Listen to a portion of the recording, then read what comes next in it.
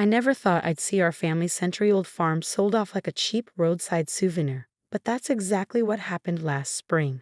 Standing in our weathered kitchen, watching my parents sign away 5 generations of history to the Highland Development Corporation, I felt physically sick. "Mom, Dad, please," I begged one last time, my hands gripping the worn edges of Grandpa Joe's old oak table. "This land has been in our family since 1923. You can't just sell it to become another soulless subdivision." Mom didn't even look up from the contract, her manicured nails flipping through pages with practiced efficiency. After her promotion to senior partner at her law firm last year, she'd stopped having time for anything that didn't come with a hefty price tag attached. "Sarah, honey," she sighed, using that condescending tone that made me feel like I was still 12 instead of 28. "It's just empty farmland. The crops barely break even anymore, and the development company is offering $3 million. Do you know what we could do with that kind of money?" Dad at least had the decency to look somewhat conflicted, his weathered farmer's hands fidgeting with his coffee cup. "Your mother's right, Princess. Times change. We're not farmers anymore. Haven't been since your grandfather passed." The memory of Grandpa Joe hit me like a physical blow. He passed away just 6 months ago, and already they were dismantling everything he'd built. Everything he loved. "He trusted you to protect this place," I said quietly, my voice trembling. His last words were about the farm. His last words were delirious ramblings about treasure and secrets. Mom cut in sharply. "Really, Sarah, I expected this kind of romantic nonsense when you were younger, but you're an agricultural scientist now. Be practical." That was rich, coming from her. Mom hadn't spent a single day working this land. She hadn't been there during the drought of 2015 when Grandpa Joe and I worked 18-hour days to save what crops we could. She hadn't helped us dig irrigation channels or repair fences or deliver calves in the middle of the night. She hadn't been there when Grandpa Joe would sit on the old porch swing every evening, telling stories about our ancestors who'd built this place from nothing. About great-great-grandfather William Montgomery, who'd first claimed this land, who'd chosen this specific plot for reasons he'd only ever share with his own son. "The land keeps its secrets," Grandpa Joe used to say, his eyes twinkling. "And one day, when the time is right, it'll share them with someone worthy." Mr. Davidson, the development company's representative, cleared his throat politely. "Mrs. Montgomery, if you could initial here and here." His eager voice snapped me back to the present. I watched in helpless fury as my parents signed away our heritage. 500 acres of prime Pennsylvania farmland, land that had sustained our family through the Great Depression, through wars and droughts and everything in between, reduced to nothing more than dollar signs in their eyes. 30 days, Mr. Davidson said smoothly, gathering up the contracts. "We'll begin preliminary surveys next week, but you'll have 30 days to vacate the property completely. The company is happy to provide moving services, of course." "That won't be necessary," Mom replied briskly. "We've already purchased a condo in Philadelphia. Sarah can handle clearing out the farmhouse. It'll give her time to adjust to the situation." I stared at her, blindsided. They'd already bought a condo. How long have they been planning this? "Of course," Dad added quickly, "you're welcome to come live with us, Princess. There's no need for you to stay at that little research facility. With your degrees, you could get a corporate job in the city." "I'm staying at the Agricultural Research Center." I cut him off. "My work on sustainable farming practices actually matters to people who care about the land." Mom's lips thinned with disapproval. "Still throwing away your potential on playing in the dirt. At least this sale means we won't have to watch good land go to waste on your experimental organic farming notions anymore." The casual cruelty of her words left me speechless. I'd spent the last 3 years implementing new farming techniques on our land, working with the research center to prove that traditional family farms could be both sustainable and profitable. The test plots had just started showing promising results. But none of that mattered now. Not to them. Mr. Davidson stood, offering his hand to my parents. "Congratulations on the sale. Highland Development will transform this property into the most exclusive residential community in the county. The Montgomery Farm Estates will keep the name, of course, to honor the heritage." I couldn't take it anymore. Grabbing my jacket, I stormed out of the kitchen and into the crisp spring morning. The farm stretched out before me, morning mist still clinging to the fields where the first green shoots of this year's crops were just beginning to emerge. Near the old barn, a pair of red-tailed hawks circled lazily, the same mating pair that had nested on our property for the past decade. Soon their hunting grounds would be covered in concrete and asphalt, their ancient oak tree cut down to make way for some millionaire's mansion. "Sarah, wait." Dad's voice called from behind me, but I kept walking, heading for the back fields where Grandpa Joe and I had spent so many hours working side by side. It was where he taught me everything he knew about farming, about respecting the land and its rhythms. The memories flooded back as I walked. I was 5 years old, sitting on his shoulders as he checked the irrigation lines. 10 years old, helping him mend fences and learning the property's boundaries. 15, driving the tractor for the first time, his patient voice guiding me through the gears. And just last year, 27 years old with a PhD in agricultural science, showing him the results of my organic farming trials. His eyes had lit up with pride as he'd examined the improved soil samples, the increased crop yields. "You see it, don't you?" He'd asked that day, his voice already weakened by the cancer that would take him just months later. "You understand what this land can do, what it can be?" I'd nodded, not realizing then that we were running out of time, that he was trying to tell me something important. A glint of metal caught my eye, pulling me from my memories. I was standing near the old stone wall that marked our property's southern boundary, and something was reflecting the morning sun. Bending down, I brushed aside some loose dirt to find a small brass key, old and green with age. My breath caught. I recognized it immediately.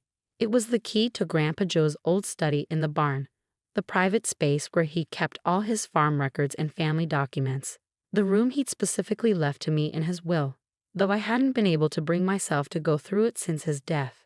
"The land keeps its secrets," his voice whispered in my memory, "until the time is right." Looking back toward the farmhouse, I could see the development company's sleek black SUV pulling away down our long gravel drive.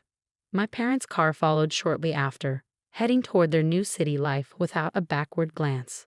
They'd given me 30 days to clear out generations of history, 30 days to say goodbye to everything I loved. But standing there with Grandpa Joe's key in my hand, watching the morning sun climb over fields that had sustained my family for 100 years, I felt something else stirring beneath my grief and anger. Hope. Grandpa Joe had never done anything without a reason. He'd never simply given up or taken the easy path.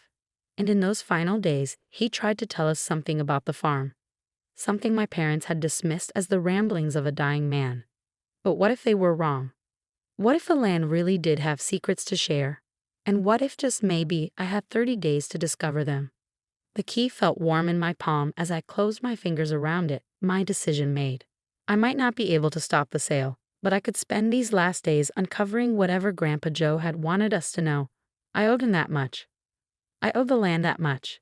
Behind me, the hawks called out, their cries carrying across fields that had witnessed a century of Montgomery family history. Soon, those fields would be gone, transformed into another cookie-cutter luxury development.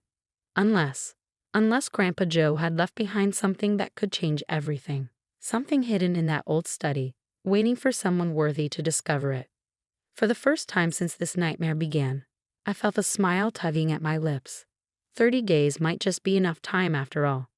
Game on, Highland Development. Game on. The old barn study smelled exactly like I remembered.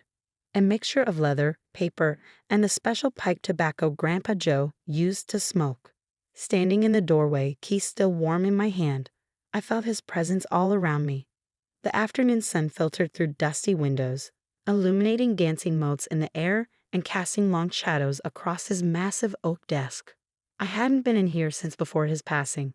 The room looked frozen in time, farming journals stacked neatly in one corner, his favorite leather chair still pulled away from the desk as if he'd just stepped out for a moment. A half-finished cup of coffee, long since dried up, sat next to a worn notebook. "Okay, Grandpa," I whispered, running my fingers along the desk's smooth surface.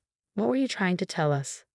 The study wasn't large, maybe 15 feet square, but every inch held purpose. Floor-to-ceiling bookshelves lined 3 walls, filled with agricultural references, family photo albums, and meticulously maintained farm records dating back decades. The 4th wall featured a large map of our property, yellowed with age but carefully preserved under glass. I started with the desk drawers, working methodically. The first two contained ordinary items, office supplies, more farming journals, equipment manuals. But the bottom drawer was locked. My hands trembled slightly as I tried the old brass key. It fit perfectly.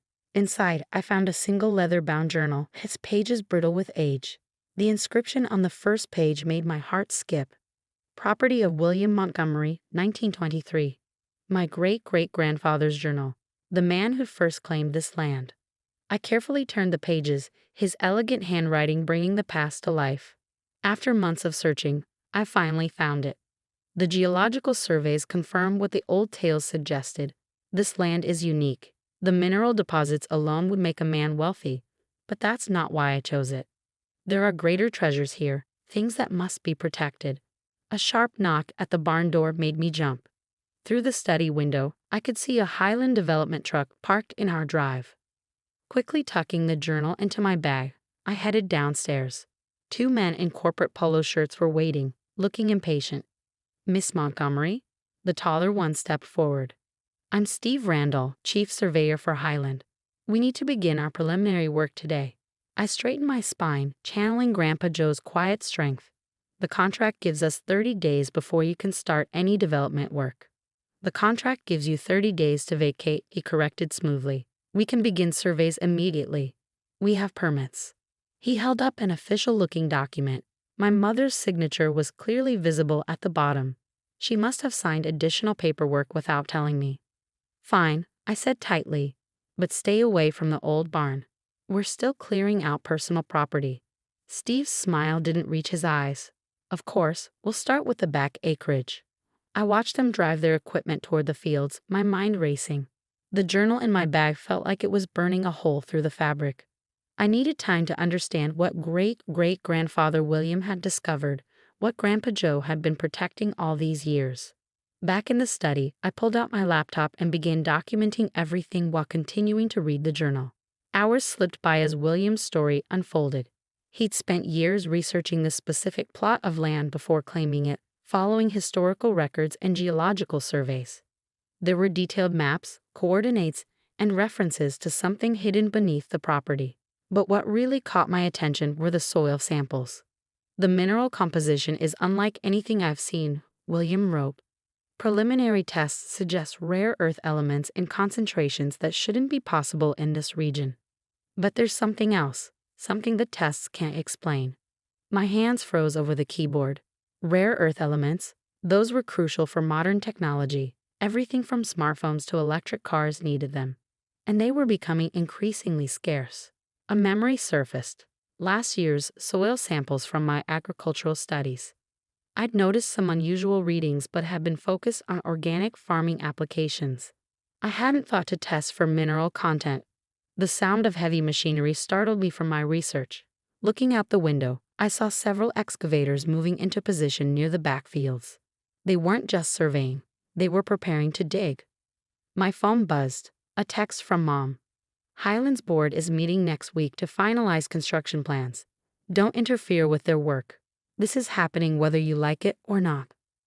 I started to reply, then stopped as another memory hit me. Last Christmas, Grandpa Joe insisting we watch an old documentary about mining rights and mineral laws. At the time, I thought he was just being nostalgic. Now I wondered if he'd been trying to tell us something else. Opening a new browser tab, I began researching Pennsylvania property laws. 3 hours and several legal databases later, I sat back, my mind reeling from the implications of what I'd discovered.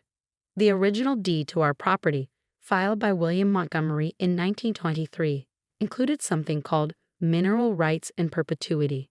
These rights were specifically excluded from any future sale of the surface property, meaning they still belonged to the Montgomery family trust. If there really were valuable minerals under our land, Highland Development couldn't touch them without our permission. They couldn't even dig foundations without risking a lawsuit. But I needed proof. Hard scientific evidence of what lay beneath our fields. My hands shaking with excitement, I called Dr. Chen at the Agricultural Research Center. Sarah, she answered on the first ring. I heard about the farm. I'm so sorry. I need a favor, I said quickly. Remember those unusual soil samples from last year's study? Can we run a full mineral analysis? I mean everything. Rare earth elements, heavy metals, the works. That's expensive, she cautioned. And it'll take time. I have some grant money left, and I only need a few days. Please, Dr. Chen. This is important. She sighed. Bring them in tomorrow morning. I'll see what I can do. Next, I called Tom Harrison, my best friend from college who now worked as an environmental lawyer in Pittsburgh. I need you to look at some property documents, I said without preamble. Specifically mineral rights from the 1920s. How fast can you get here? I can come tomorrow, he said, concern evident in his voice. Sarah, what's going on? I think my great-great-grandfather left us something more valuable than just farmland. And I think Grandpa Joe spent his whole life protecting it. After hanging up, I returned to William's journal, reading well into the night. The more I read, the more convinced I became that he'd chosen this land for very specific reasons that could change everything. But Highland Development's machines were already here, their corporate machine rolling forward with the inevitability of a steamroller. I had days, maybe hours, before they started seriously excavating. I needed to buy time. The next morning, I was waiting when Steve Randall and his crew arrived. I'm invoking a temporary stop work order, I announced, holding up a stack of papers Tom had helped me prepare over the phone last night. Steve's face darkened. You can't do that. We have contracts. Check with your legal department, I said firmly. The mineral rights were excluded from the sale. Any excavation could be considered mining activity without proper permits. Your company could face significant fines. This is ridiculous, he snapped, but I noticed him pulling out his phone and stepping away to make a call.